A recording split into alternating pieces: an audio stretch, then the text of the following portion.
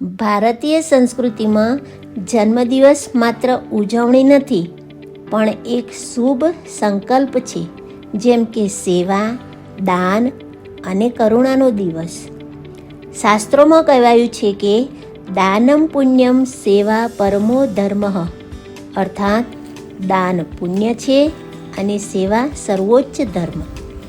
આપણે જે અન્ન ખાઈએ છીએ એમાં દરેક જીવનો પણ હક છે. એક મુઠ્ઠી દાણા, એક મુઠ્ઠી લોટ કોઈ નિર્વાજ પ્રાણી માટે આશીર્વાદ બની જાય છે. જન્મદિવસે કેક કાપવાથી જેટલી ખુશી ન મળે તેટલી દાન કરવાથી આત્માને શાંતિ મળે. આ વર્ષે મારો જન્મદિવસ માત્ર મારા માટે નહીં, પરંતુ દરેક જીવ માટે સમર્પિત. ચાલો ઉજવણી સાથે સંસ્કાર પણ જીવંત રાખીએ.